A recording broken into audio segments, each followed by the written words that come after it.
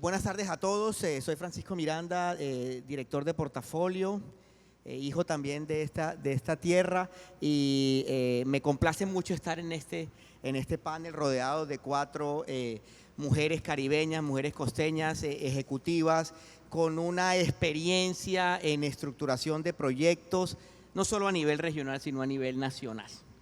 Y qué mejor que estas cuatro representantes de la capacidad ejecutiva de la costa Caribe, no solo aquí, sino a nivel nacional, para que profundicemos entonces cómo logramos, luego de esta exposición de 58 o más proyectos en los 8 departamentos, los 7 departamentos continentales, más la isla de San Andrés y Providencia, bueno, se ven en el papel y se ven en el PowerPoint bien, pero aquí tengo 4 mujeres que han pasado del PowerPoint a los proyectos reales, que han pasado de los números y de las proyecciones a abrir los huecos y abrir las tierras y generar los proyectos necesarios y reales. Y a eso nos ha invitado Casa Grande Caribe. Aprovecho para agradecer al señor rector, doctor Adolfo Meisel, su invitación, al equipo de Casa Grande Caribe y a todos por haberme invitado otra vez aquí a acompañar este proyecto que es de mis afectos y que lo llevo mucho en el corazón.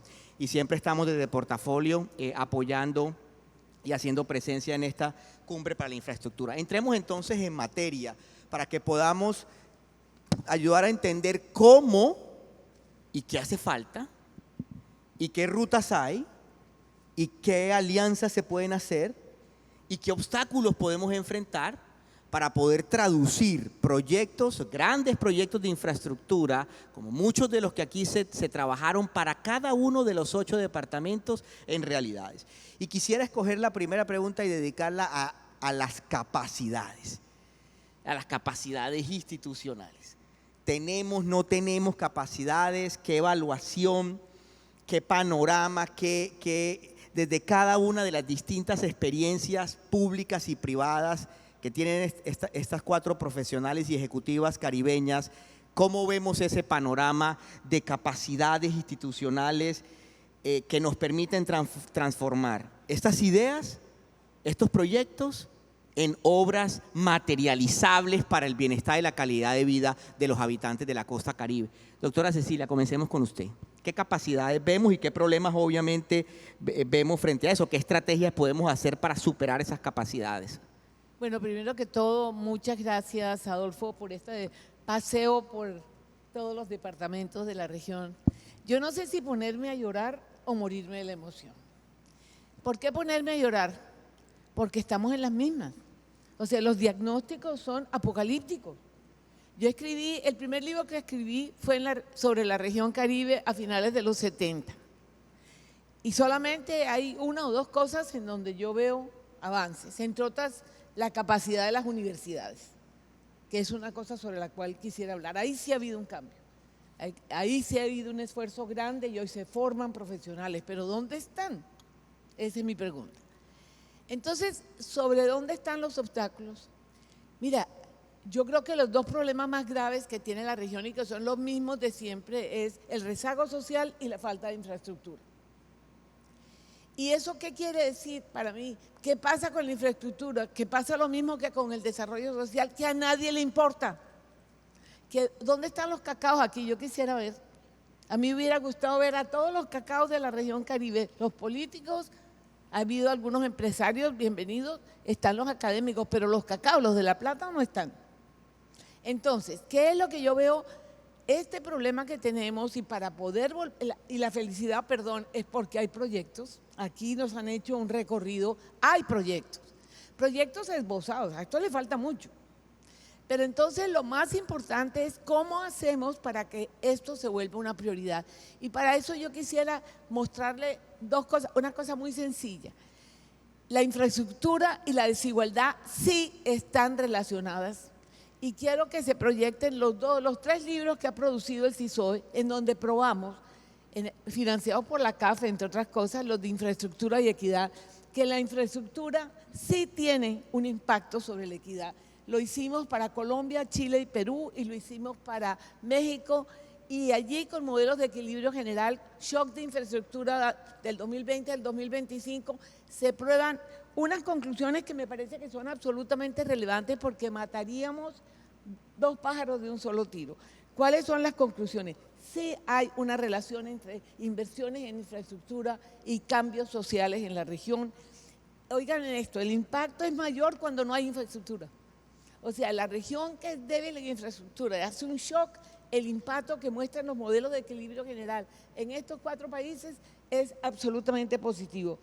Y el tercero que me parece que es muy importante es que el shock de infraestructura produce un mayor impacto social en las zonas rurales. Entonces, fíjate que esta propuesta de los caminos, de las vías terciarias, sí tiene un impacto social muy grande. Y finalmente, como para dejar esa inquietud, para que estas inversiones en infraestructura cambien realidades sociales, saben que se necesita planear el impacto ex ante. O sea, cuando se va a hacer la inversión, decidir cuál es el impacto social. Y también tenemos el otro estudio sobre energía y pobreza. Y ahí simplemente quisiera decir un tema que aquí no se ha mencionado, pero que se necesita una inversión muy fuerte en energía donde la zona rural no la tiene. ¿Saben qué? Córdoba y Sucre concentran, según ese estudio que lo financió la empresa de energía y lo hicimos para Colombia, Perú y Guatemala, solamente Córdoba y Sucre concentran el 27% de 1.2 millones de hogares que usan leña. O sea, la pobreza energética en Colombia está concentrada en la región Caribe. Entonces, termino diciendo que la tristeza es porque el ejercicio y el diagnóstico se repite, la emoción es porque están los proyectos. ¿Qué necesitamos? Que reconozcan que una inversión seria en infraestructura no solamente hace todo lo que hemos visto aquí, llena estos vacíos, sino que tiene esos impactos sociales que esta región necesita. Gracias, doctora Cecilia. Continuamos con Diana. Es la misma pregunta, Diana. ¿Cómo hacemos para tener una mejor ingeniería de proyectos desde la región, para estructurarlos mejor, para contratarlos mejor, para que tengan mejores impactos? ¿Qué sientes que falta? Bueno, yo creo que toca ser muy franco y yo creo que eso es lo que nosotros tenemos que hacer en este panel y en este evento que me parece maravilloso y agradezco a la Universidad del Norte. Yo creo que sí hay capacidades para estructurar proyectos. Yo creo que hay talento en la costa Caribe para hacerlo. El problema es que si el secretario de Infraestructura es el cuñado del secretario general de la Gobernación o el señor que nunca ha trabajado en esto, porque es que mientras capacitamos a la gente para hacerlo, pues no podemos lograr una buena estructuración de proyectos. Y proyectos hay, y recursos hay, y la costa Caribe tiene todo un potencial gigante para desarrollarlo. Entonces yo creería que lo primero es, en la costa Caribe hay mucho talento, lo que pasa es que hay que ubicarlo, y no un tema político de escoger al amigo del político de turno o del gobernante de turno. Yo creo que eso es lo primero, porque estoy segura que en Córdoba y Sucre, como lo dice la doctora Cecilia, que da pesar cuando tenemos una central como Urrá, cuando tenemos todas las posibilidades de minería y energía, y estemos entonces con que los secretarios de planeación, de infraestructura o qué sé yo, son amigos del político de turno. Entonces yo creo que más que el político, el gobernante. Y yo creo que esta es una época importante para tocar este tema, para que los aspirantes a nuestras gobernaciones, a nuestras alcaldías, consejos, etcétera, piensen qué es lo que va a pasar y qué queremos de esta región. Creo que, mira, la costa Caribe tiene el 20% de la población de Colombia, el 20%, y el 12% del área del territorio nacional, y tenemos más de 1000 kilómetros de litoral. Entonces, eso tenemos que aprovechar. Yo creo que es eso. Gracias, Diana. Tatiana. Pacho, hoy hemos visto que la región Caribe colombiana, cuando miramos los diferentes departamentos, no son las mismas capacidades que tiene Atlántico que las que tiene Córdoba. Con Cecilia, en la misión de transformación del campo, veíamos la diferencia tan grande entre las ciudades y lo rural disperso. Y esa misma diferencia la hay en las capacidades que tienen los diferentes municipios para formular esos proyectos. Aquí hay que apalancarnos y yo celebro mucho que Puerta de Oro, hoy en día desde Barranquilla, esté ayudando. Hoy vimos el ejemplo de lo que están haciendo en el Parque de Lineal o de todo lo que están haciendo con la Ciénaga de la Virgen, ayudando y transfiriendo esos conocimientos que han adquirido a través de la experiencia de varias administraciones, de varios años dándole y dándole, hacer esa transferencia de conocimiento a otros municipios de la región Caribe colombiana. Y yo creo que ahí podemos hacer un punto para digamos, fortalecimiento de la capacidad institucional. Pero la capacidad institucional para la aprobación de los proyectos en la región Caribe no pasa solamente por la región, pasa también por los ministerios y las entidades del orden nacional, y aquí María Elia y Cecilia pues tienen muchísima experiencia en eso. Pero yo recuerdo cuando llegué al DPS solamente se aprobaban o se viabilizaban o se revisaban el 60% de los proyectos que radicaban los alcaldes ante la entidad, y lo mismo pasaba con regalías. ¿Cuál fue la solución en ambas entidades? Contratar y formar unos equipos robustos de personas que bajo los mismos criterios revisaran todos los proyectos y poder desatrasar ese rezago que se tenía tanto en el tema de regalías como en el tema de proyectos de infraestructura en el DPS, en donde al final logramos revisar el 100% de los proyectos que mandaban las regiones en un año. Entonces creo que pasa por el territorio, pero también pasa por lo nacional, que puede ayudar también con la formulación de proyectos tipo que puedan multiplicar aquellas regiones que no cuentan con la capacidad de poder estructurar sus propios proyectos. Gracias, Tatiana. Y cerramos la ronda de las capacidades, del músculo de la región para poder habilitar o estructurar decenas de proyectos presentados durante la jornada de hoy con María Elia. Adelante. Gracias, Francisco. Yo retomaría varias ideas. Sí es cierto que las capacidades son muy diferentes, tanto entre municipios, entre departamentos, inclusive al interior del gobierno nacional. Hay sectores que son muy robustos en el tema de estructuración de proyectos. El sector transporte lleva un recorrido muy avanzado, de pronto en el sector de aguas no tenemos esa misma experiencia. Y yo comenzaría por algo de pronto muy básico. Estructurar bien los proyectos debe convertirse en la forma de hacer las cosas, y yo creo que hoy eso no es tan claro. De pronto la estructuración de proyectos la vemos como un requisito previo que lo que hace es demorar las cosas, y yo creo que tiene tanto valor entregar un buen proyecto estructurado que cortar la cinta, y eso lo tenemos que entender y lo tenemos que sensibilizar. La preinversión no es un paso que busca pues desacelerar las cosas, es un paso que te permite que esa ejecución se pueda hacer y se pueda hacer bien. La estructuración normalmente puede costar, estoy hablando de cifras muy pues generales, puede ser entre un 5 y un 7% del costo del proyecto, que al final no es una cifra tan significativa si tú miras los beneficios de hacer una buena estructuración. Y cuando hablamos de una buena estructuración no me refiero a un diseño técnico, eso va mucho más allá de un diseño técnico. A veces el diseño técnico no es el reto del proyecto, muchas veces el reto es la parte financiera. Tú tienes que tener un cierre financiero, tienes que garantizar una operación y mantenimiento, tienes que tener unas fuentes claras, tienes que tener un esquema operacional que te funcione. Entonces, mi mensaje es, esa estructuración tiene que ser integral y hay muchas formas de generar capacidades. Yo coincido con Tatiana que uno puede formar equipos. De pronto Puerta de Oro hace unos años no existía, hoy genera una serie de proyectos que son valiosos para la región, y yo invitaría también a pensar en unas estrategias ligadas a la complejidad del proyecto. Hay proyectos muy de baja complejidad, no voy a decir que no son menores, muchas veces inclusive necesitamos estructurar dotaciones de hospitales, dotaciones de colegios y no sabemos hacerlo. El DNP tiene mucha gente capacitada para ello, tiene inclusive los proyectos tipo que menciona Tatiana.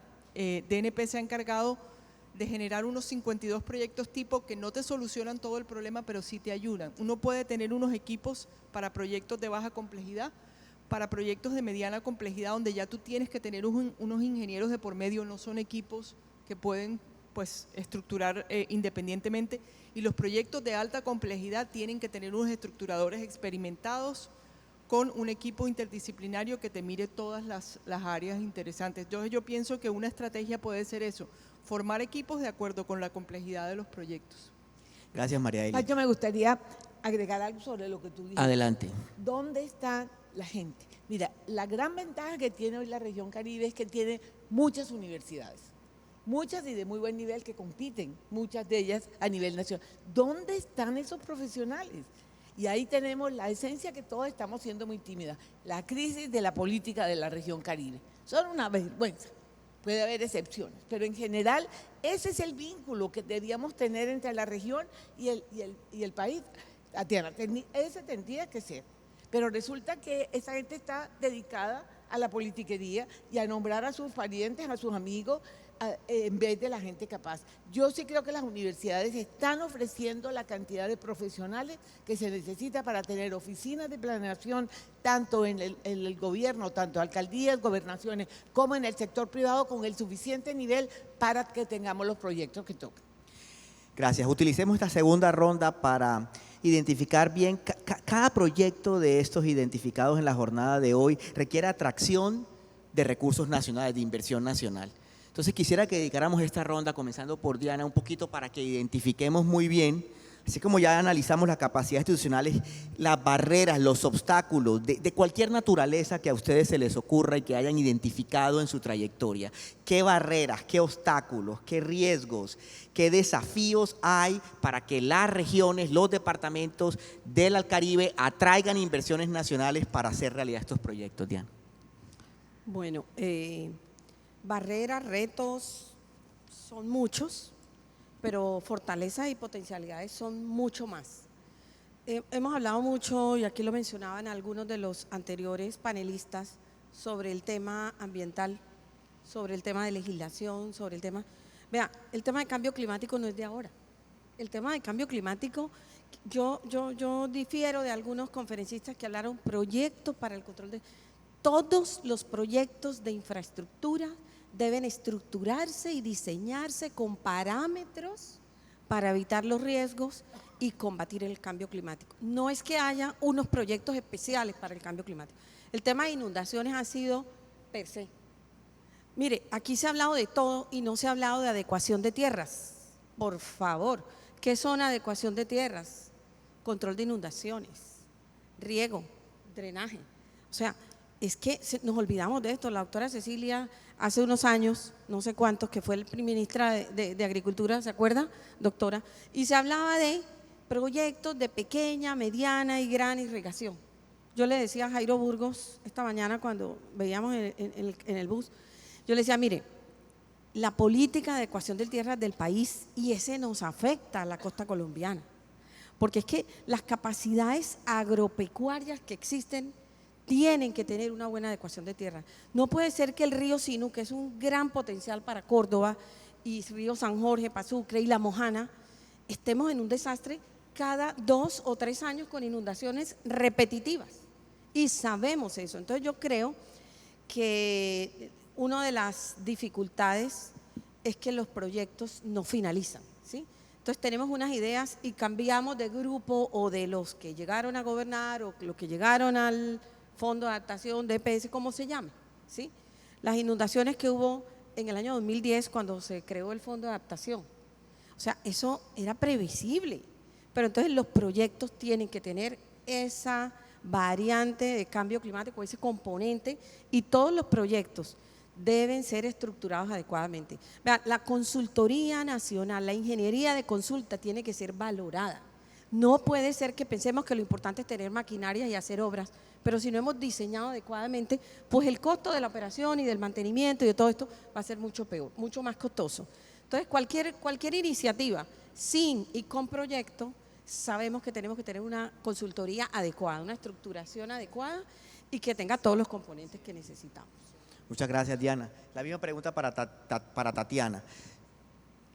¿Qué obstáculos, de todo tipo, qué factores impiden que regiones del Caribe atraigan esos recursos nacionales para volver realidad este mapa de ideas que presentamos hoy? Primero, lo que estamos haciendo aquí, ponernos de acuerdo. Pero eso hace falta, y Ceci lo decía ahorita, el tema de no solamente los cacaos, como ella decía, ¿dónde están los diputados ¿Dónde están los concejales de la región? ¿Y dónde están, por supuesto, nuestros congresistas, que son a los que finalmente terminan allá jalonando muchísimos de los recursos del orden nacional?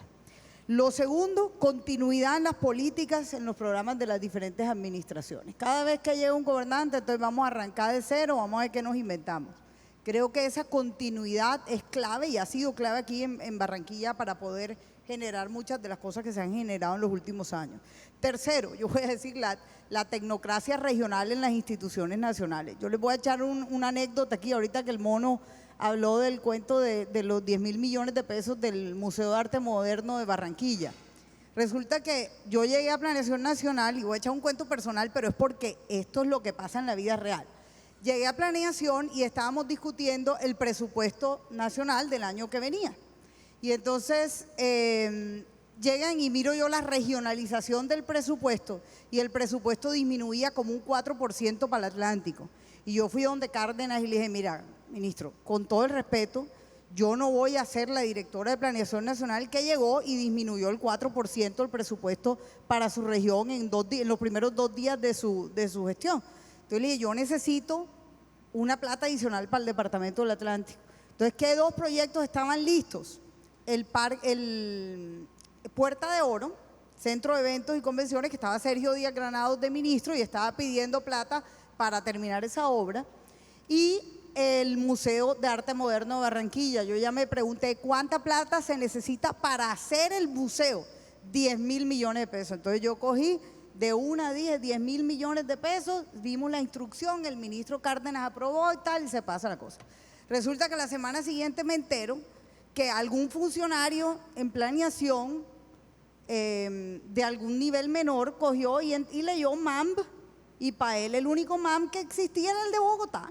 Entonces llamaron a Gloria Sea a decirle que le habían asignado 10.000 millones del presupuesto para el Museo de Arte Moderno de Bogotá. Y qué pelea con Mariana Garcés, que hoy en día es mi amiga, y después de eso nos hicimos muy buenas amigas, pero tuvimos que traer hasta un componedor porque ella no quería soltar los 10.000 millones que ya ella había llamado a Gloria Sea a decirle que ya se los habían aprobado, y resulta que eran para el Museo de Arte Moderno de Barranquilla. Entonces, cosas tan sencillas como esto, tocó darle los 5.000 al de Bogotá, 5.000 para el de Barranquilla y esperar los otros 5.000 al año siguiente a que se pudieran meter en el presupuesto. Pero cosas como esas son las que pasan en el día a día del trámite de los presupuestos en el orden nacional y con las entidades. Pero no quiero dejar de decir que no solamente pensemos en lo que podemos traer del orden nacional, sino que hay que seguir fortaleciendo las finanzas locales de los diferentes municipios. En Barranquilla, recordemos que hace 10 y pico de años teníamos un presupuesto de 600.000 millones de pesos y hoy en día ya vamos por encima de 4 billones. Entonces ese esfuerzo tenemos que seguirlo haciendo desde las regiones. Gracias, Tatiana. María Elia, ¿qué barreras, qué factores dificultan traer esos recursos al Caribe? Yo me voy a referir a un punto muy específico y tiene que ver con el costo de estructuración. A nivel nacional hay hay conciencia de que la estructuración se convierte en esa llave de entrada para poder hacer realidad los proyectos. Y se han generado diferentes mecanismos para poder apoyar a los municipios en la estructuración de los proyectos. Está el Fondo Proyecta, está el FONDES, está el PAPIC, son muchos fondos que existen. ¿Cuál es la dificultad que tenemos hoy? Que no hay un mecanismo para garantizar ese repago, y yo creo que eso es una tarea que tenemos pendiente. El Sistema General de Regalías permite que uno pueda estructurar proyectos con cargo al sistema. ¿Qué detiene ese proceso? Que no hay un mecanismo que le garantice al dueño de los recursos o al fondo que le van a repagar. Eso hoy en día no se ha podido hacer y es una tarea que tenemos todavía pendiente. El Sistema General de Regalías le permite a las entidades financieras del orden nacional asumir el costo de la estructuración con cargo a los recursos del municipio dueño de los recursos, pero no se ha reglamentado eso. Yo creo que allí hay algo muy pequeñito que puede facilitar mucho que esa estructuración de los proyectos se le pueda generar con cargo a los recursos del municipio. Y eso sin duda va a beneficiar muchos municipios pequeños a los que se les dificulta poder estructurar los proyectos por la baja capacidad. Mari, Interpelación yo le de meto Tatiana. un adicional a eso. Y es que entonces vienes y lo formulas y si no llegas a hacer el proyecto, la Contraloría te investiga por cuenta de detrimento patrimonial porque te gastaste una plata en un proyecto que al final el estudio te De dio que acuerdo. no era viable. Parte de lo que hay que garantizar o terminar de hacer es cómo logramos que ese proyecto se estructure y se lleve a la ejecución. Y cerramos la ronda de obstáculos y de todo tipo, factores de todo tipo, económicos, aquí vimos de política, aquí vimos de capital humano, aquí vimos de reglamentación, de normatividad. Doctora Cecilia, ¿qué otro tipo de factores, barreras o obstáculos para atraer esos recursos a la región? Yo creo que aquí tenemos un problema muy serio en la incapacidad, y en eso estoy de acuerdo con ustedes, en la incapacidad de que la región negocie a nivel nacional bien. Miren, les voy a contar una anécdota para que vean hablando de frustraciones. Cuando yo era directora de planeación, resulta que el presidente Samper me llamó y me dijo, no tenemos plata para el Ministerio de la Cultura, ¿qué hacemos? Le dije, miércoles, yo tengo una idea, no le compremos el avión al presidente. Eso nos da una suma muy grande y de esa suma yo le doy una plata para el Ministerio de la Cultura, una plata para pagarle a los ancianos y el resto voy a llamar una cosa que se llama Escaribe. Vine aquí, la presenté en Bellas Artes, que tenía varios componentes. El componente del Observatorio del Caribe, que la plata se dedicó a la flauta de millo y no hicieron un plan de desarrollo. Imagínense, en el 98 le entregué 1.500 millones de pesos. Yo que tengo un observatorio que no tengo ni un peso, se me vuelve la boca, pues se me agua la boca de pensar la cantidad de plata que les di. No fueron transparentes, pero se dedicaron a la flauta de millo, como digo yo. Pero la otra plata fue para 50 municipios pobres y para hacer los estudios de las transversales, que entre otras creo que la Momposina se ha avanzado. Un barranquillero, cuyo nombre se los dejo a ustedes, se tiró la vaina. ¿Qué hizo con la plata de los 50 municipios, que hubiera sido una inversión fundamental para todos estos problemas de agua? Se los dedicó al museo. Miren en la que estamos. Entonces, aquí necesitamos tener más conciencia y hacer más coherencia. Creo que la persona de Santa Marta sí, nos hablaba de hacer este tipo de uniones entre los distintos sectores, pero no puede ser que no nos pongamos de acuerdo, se hacen esfuerzos de esa naturaleza y se matan dentro de la misma región. Yo creo que aquí falta que seamos conscientes de que no podemos seguir echando la culpa al centralismo, que sigue siendo un problema, y tenemos que tener, como ustedes lo dijeron, más iniciativa regional, pero iniciativa regional siendo solidarios para no acabar y borrar con el pie lo que se trató de hacer con la mano. Gracias, doctora Cecilia. Diana mencionaba en su intervención anterior que había oportunidades, que había fortalezas para aprovechar. Y quisiera dedicar entonces esta tercera ronda, queridas panelistas, pensando, bueno, si necesitamos atraer inversiones, corte nacional o de cualquier otro tipo, para hacer realidad estos proyectos, ¿qué estrategias, qué modelos, partiendo de la experiencia de ustedes cuatro, qué habría que hacer? ¿Cuáles son los puntos importantes para poder buscar, donde sea que se encuentren, esos recursos para materializar la agenda de 58 proyectos que acaba de presentar Casa Grande Caribe el día de hoy? Comencemos, Tatiana, contigo. ¿Qué estrategias, qué modelos, dónde buscar, qué recomiendas hacer? Lo primero es socializar esto que hemos tenido aquí. Nosotros a veces creemos que cuando decimos unas cosas en un foro, entonces ya todo el mundo lo oyó. Creo que nos tenemos que repetir y hacer estas mismas presentaciones en todos los escenarios posibles. Ahorita Eduardo preguntaba, ¿esto dónde se van a publicar? Ahorita van a salir en la página web. Eso no es suficiente, porque nadie entra a esas páginas web. O sea, los diputados no están pendientes de entrar a la página web de Casa Grande. Tenemos que hacer un esfuerzo total por socializar esto a nivel regional, a nivel de cada uno de los departamentos y sobre todo con los congresistas. Lo segundo, yo creo que hay una cosa que se podría hacer, Cecilia mencionó las universidades. Sí es cierto que hay una buena formación de personas, pero hay también que formar a la gente en la práctica, en cómo funciona eso en la vida real.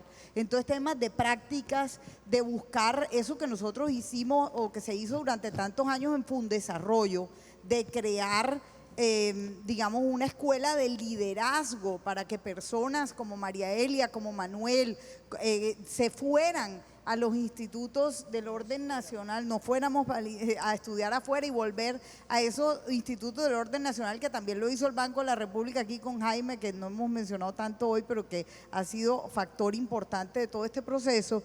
Creo que eso es fundamental, el que vayamos y volvamos a las regiones a implementar eso que aprendimos. Y quiero decir también que traer al sector privado en alianza como lo que se está haciendo en el sur del Atlántico es muy importante, porque se han logrado jalonar recursos de regalía del sector privado. Con Cecilia el Banco Agrario jalonó unos recursos también para impulsar la siembra de productos en el sur del Atlántico, mejorar las vías, los sistemas de riego. Entonces, esas alianzas, sector público, privado, gobierno nacional y academia son supremamente importantes, y voy a dejar ahí. Gracias, Tatiana. María Ela, ¿cómo atraer? ¿Qué camino seguir para atraer esos recursos de inversión? Francisco, yo insistiría mucho en darle la importancia a la etapa de preinversión. Tiene que haber estructuraciones sólidas y, a lo que me refería hace un momento, estructuraciones integrales y no es simplemente una solución técnica a problemas de la comunidad. Un segundo punto, hay que pensar en la confluencia de fuentes. Difícilmente una sola entidad territorial va a poder financiar un proyecto. Y esto puede motivar a que no solo sea un municipio, sino que haya varios municipios, inclusive una gobernación que coordine, donde puedan aportar recursos propios, pero también pensar en bajar recursos de regalías. Normalmente las gobernaciones tienen mucho más recursos de regalías que los mismos municipios. Hay que pensar en un mecanismo que mencionaron hace un rato hoy, durante la agenda de hoy, y yo creo que es una oportunidad que de pronto la región no ha aprovechado lo suficiente, y es el mecanismo de obras por impuestos. Yo creo que ahí hay una oportunidad muy interesante, y la región Caribe tiene 4 subregiones PEDET. Está la subregión Sierra Nevada y Perijá, sur de Bolívar, sur de Córdoba y Montes de María. Ahí se pueden hacer inversiones interesantísimas por parte de la empresa privada, y hay que motivar a que la empresa privada se vincule. Y por último, mencionaría que en este momento se está pensando mucho en proyectos integradores, no una escuela aislada, sino que haya una planeación del territorio que pueda lograr con ella un mayor impacto, no pensar en intervenciones como aisladas. Por último, los proyectos hoy en día que no midan el impacto a los ODS van a quedar rezagados. Y eso no es solamente una carga al proyecto mismo, sino que también es una posibilidad de acceder a recursos concesionales por el impacto que puede generar a través del proyecto a los indicadores, a los ODS. Entonces yo creo que eso es una tarea adicional que tenemos que empezar a hacer, ver qué impacto tienen estos proyectos para buscar bajar recursos concesionales. Gracias. La misma pregunta, doctora Cecilia. Tenemos 3 planes que yo sugeriría juntar. Primero, lo que aquí se ha presentado, que me parece que habría que unirlo, Amílcar. Yo creo que aquí hay que hacer una síntesis para la región. Segundo, aquí hay un esfuerzo de la CCI de 67.9 millones, que vienen con proyectos desde el 2019 y se ha ejecutado una parte, pero vienen proyectos adicionales. Ahí mi única observación es que la gran prioridad es, que tienen razón, pero no puede ser lo único, que haya una doble calzada, Cartagena, Barranquilla y Santa Marta. Pero, por ejemplo, es muy débil en la parte agrícola. Y resulta que el futuro de esta región está en la parte agrícola y la parte de sostenibilidad ambiental, pero ahí hay una cantidad muy grande de proyectos. Segundo, aunque hay que mirar el plan de desarrollo. Mira, el plan de desarrollo tiene en este momento 17 billones en infraestructura para la región Caribe en 4 años. De Nuevo Atlántico, Bolívar, Cesar y Magdalena concentran el 80%. O sea, aquí están dejando unos departamentos por fuera. Y además es muy importante que no sabemos algo clave. No sabemos si este porcentaje de inversión para la región Caribe corresponde al 20% de la población o al 14-15% del PIB de la región. Entonces hay 3 planes, ¿sí?, que tienen que juntar y llegar realmente una estrategia y ahí mismo llamar a los que toman las decisiones. Estamos a punto de elecciones, llamen a los gobernadores, repitamos este ejercicio con los candidatos a las gobernaciones y a las alcaldías, a las asambleas y a los consejos. Y además de eso, pongamos un equipo a que mire estas tres. La CCI tiene información que les agradezco en el alma, a mí me ayudaron muchísimo para entender esto. Ustedes se juntan y miremos qué tan compatibles son y qué tanto se están disparando a ver si llegamos a un plan conjunto en donde estaría sector privado, estaría planeación nacional, pero también habría un esfuerzo regional. Me parece que ese paquete sería vital para llegar a un plan conjunto con tiempos y mirando qué etapas vienen para estructurar bien los proyectos. Esa sería mi sugerencia. Muchas gracias. Y cerramos esta ronda, esta construcción de una hoja de ruta, de un mapa lleno de estrategias para atraer inversiones de todo tipo que materialicen la agenda que analizamos hoy. Diana. Bueno, yo creo que gran parte de la vocación de la región Caribe, de lo que hemos visto hoy aquí, es el tema turístico. O sea, nosotros tenemos que atraer el turismo internacional. Estamos a 5 horas de Nueva York, entre Cartagena y Barranquilla. Veíamos San Andrés Islas, cómo ha bajado la entrada de turistas. O sea, aquí tenemos un potencial importantísimo, como el turismo propiamente dicho, todas las personas que vienen a trabajos o a hacerse cirugías y el turismo pues de salud, ¿cierto? La localización geográfica nuestra, no estamos a una altura como Bogotá o Barranquilla, que es bien complicada para las personas que están enfermas. Entonces yo creo que nosotros tenemos que ofrecer ese turismo y vendrá la inversión extranjera, porque no podemos pensar como estamos hoy que dependemos en un gran porcentaje de la inversión estatal. O sea, la inversión privada tiene que superar. Y hoy, por ejemplo, cuando se habla muy mal de las concesiones viales, bueno, hablamos del plan férreo, etcétera, etcétera. O sea, tenemos que dejar que esos mecanismos económicos como los peajes, como la valorización, como la plusvalía, o sea, tenemos que llegar a eso porque estructurar proyectos per se, primero que no sean sostenibles, que no tengan cierre económico, que no tengan cierre financiero, pues no van a ser atractivos. Entonces yo creo que luego de ver Cartagena, Barranquilla, Santa Marta, San Andrés Islas, Providencia y todas las potencialidades que tenemos en Córdoba y Sucre, es un atractivo fundamental que puede atraer inversión extranjera, no solo nacional. Gracias, Diana. Desafortunadamente el tiempo corre rápido en los paneles interesantes y ya nos encontramos en la última ronda del tiempo que se nos ha asignado. Y quisiera dedicar esta última ronda a hablar de la cooperación con los distintos grupos de interés, con los distintos stakeholders que materializan y hacen realidad los proyectos de infraestructura. Tenemos el gobierno nacional, tenemos los gobiernos locales, pero hay otros actores y sobre la mesa está en la discusión nacional hoy el beneficio o se pone sobre la mesa si vale la pena continuar con modelos de cooperación público-privada de diferentes niveles. Entonces yo quisiera dedicar esta última ronda a preguntarles muy puntualmente en temas de infraestructura relativo a los proyectos y a la agenda que se presentó pues en esta jornada de hoy. ¿Qué modelos o qué opinan ustedes o qué formatos de colaboración entre los distintos actores sociales, públicos, empresas privadas, etcétera, recomiendan ustedes o ven ustedes para que se pueda colaborar de manera efectiva en la materialización, en que esos proyectos que están aquí en el papel y en PowerPoint sean realidad para las comunidades? Última ronda, María Elia, comienzo contigo. Bueno, en ese sentido, cuando hablamos de colaboración, creo que ya lo había mencionado, pero para mí sí tiene mucho sentido que las gobernaciones ejerzan un rol de liderazgo, sobre todo cuando hay municipios pequeños. Por supuesto, Barranquilla no va a necesitar a la gobernación del Atlántico, pero es muy diferente, por ejemplo, para municipios del sur de Bolívar, que sí necesitan del gobernador para poder canalizar recursos, para poder acceder a financiamiento. Y yo creo que en lo público tiene que haber esa colaboración, gobernación, municipios, tanto para el tema financiero como para el tema técnico. Creo que también hay un actor nuevo que tenemos que considerar en esto y me gustó mucho la posición de la persona de la CAF que estuvo esta mañana, donde ya los bancos de desarrollo miran a los territorios directamente Ya no es simplemente el gobierno nacional el interlocutor, sino que estamos bajando a los territorios.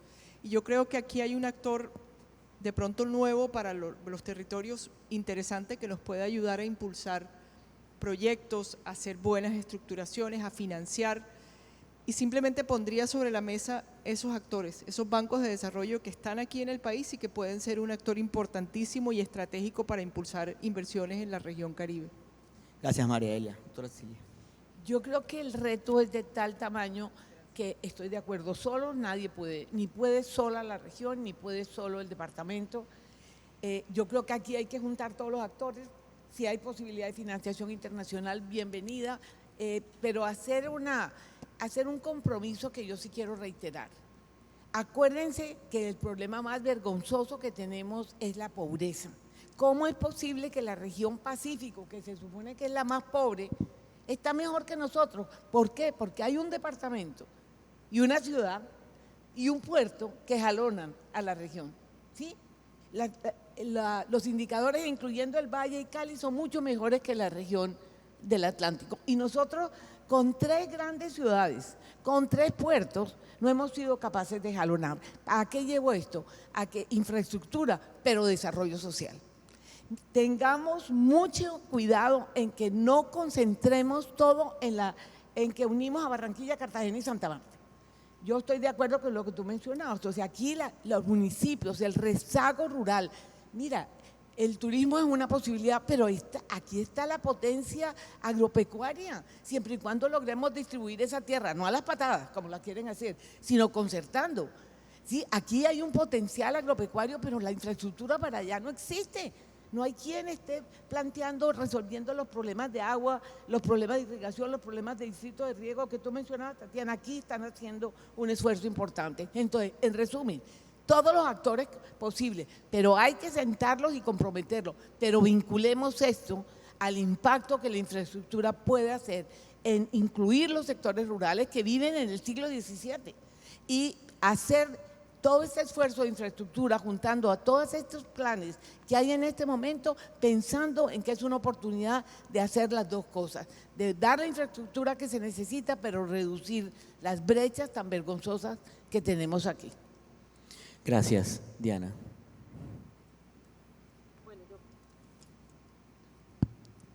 Yo creo que todo lo que hemos hablado aquí y lo que presentaron todos los panelistas y los estudios que se hicieron demuestran la necesidad de un desarrollo de una infraestructura social, una infraestructura importante, pero tenemos que apoyar la inversión privada. O sea, no podemos estar pensando y denigrando del sector privado y de los empresarios y de lo que hemos mejorado en concesión de vías. Hay ahora una unidad que creó el gobierno pasado, la UPIT, que es la Unidad de Planeación de Infraestructura de Transporte. ¿Y por qué? Porque habían iniciativas privadas y planeación o las entidades a nivel nacional se demoraban muchísimo para contestar y para decir, bueno, ¿cuál es el proyecto? Entonces, yo creo que hay que darle la importancia a la UPIT, que es supremamente importante, así como la creación de la CRIT, al estilo de la CRA o de la UME, porque en infraestructura necesitamos eso, o sea, necesitamos encontrar esas entidades que dicen, bueno, estos son los proyectos que realmente necesitamos, ¿sí? No es solamente una iniciativa per se, sino, bueno, ¿cuál es la prioridad de esa iniciativa? Entonces, sí, vamos a hacer el parque temático en Bucaramanga, pensemos en uno en la costa, pero es que no hay ni agua ni saneamiento básico, entonces, ¿qué es más importante? ¿Dónde vamos a dirigir esos recursos? ¿Sí? Yo creo que sería eso. Muchas gracias, Diana, y cerramos esta ronda con Tatiana. Mecanismos, modelos de cooperación con diferentes actores. Lo vimos en Antioquia con todo el tema de las autopistas de la montaña, cómo se juntaron EPM con ProAntioquia para diseñar todas esas autopistas que dieron pie a gran parte de lo que fueron las 4G. La Federación de Cafeteros también es un ejemplo de cómo ejecutan proyectos de vías terciarias, de acueductos, de tratamiento de aguas residuales a través de la federación. Tercero, todo el tema de obras por impuestos que mencionaron esta mañana. Creo que hay que seguir fortaleciendo ese esquema donde el sector privado acompaña a los municipios en la formulación de proyectos, podría ser incluso a través de la asociación de fundaciones empresariales para fomentar la estructuración de proyectos de conexiones intradomiciliarias de gas, que trae tantos beneficios para los territorios en materia de seguridad alimentaria, o temas de formulación de escuelas y que el sector privado después pase a financiar esto. Y no por último, seguir fomentando las alianzas público-privadas. Las APPs, que en estos momentos en donde el no aumento de peajes está teniendo un impacto muy importante frente al tema de estabilidad regulatoria para todas las APPs, creo que es algo que tenemos que repensar y que tenemos que ver cómo defendemos ese riesgo regulatorio que puede existir y que lo que va a hacer es frenar esas alianzas público-privadas para la infraestructura hacia futuro. Muchas gracias, Tatiana. ¿Cómo lograr mayores inversiones en infraestructura, inversiones eficientes, realistas, tangibles, para poder materializar la agenda de Casa Grande Caribe? Fue la pregunta que nos hicieron para nuestro panel. Hay varias ideas que están planteadas aquí por nuestras 4 invitadas panelistas, mujeres de gran experiencia, mujeres de origen caribe, mujeres comprometidas con la región, con experiencia ejecutiva en el sector privado, en el sector público, con experiencia de diseño de políticas públicas y de estructuración de proyectos. Numerosas áreas de trabajo, como ya lo hemos aquí, son muchas, mencionaré algunas muy importantes: la importancia de la estructuración de proyectos, la importancia de la ingeniería, de poder evaluar los proyectos antes de comenzar a desarrollarlos. Segundo, la necesidad de aprovechar ese crecimiento en capital humano, en universidades, en talento que la región ha podido construir. No desestimar las alianzas público-privadas, instrumentos de inversión privada, convocar mayores actores, tener una mayor comunicación con esos actores que no están aquí. No, tenemos que salir de este coliseo y poder llegar con estas ideas y con estas agendas a otros factores y aprovechar digamos el momento electoral para entender que los factores políticos, la politiquería, el clientelismo, el amiguismo, ni hablar la corrupción, pues está impidiendo que los líderes y la dirigencia política puedan ser los motores jalonadores de las decisiones y materializar en una agenda pública, en confluencia con distintas fuentes de recursos, en llave y en cooperación con otros actores, incluidos bancos de desarrollo y nuevos actores en el mapa de desarrollo, puedan ayudarnos a materializar una agenda como la que hoy fue explicada. Muchas gracias, doctora Cecilia, Diana, Tatiana y Mariaela. Soy Francisco Miranda, director de Portafolio, y este fue nuestro panel: cómo lograr mayores inversiones para la infraestructura nacional en el Foro Casa Grande Caribe 2. Tengan todos buenas tardes. Accede a este y otros contenidos cuando quieras. Suscríbete, aprende y comparte.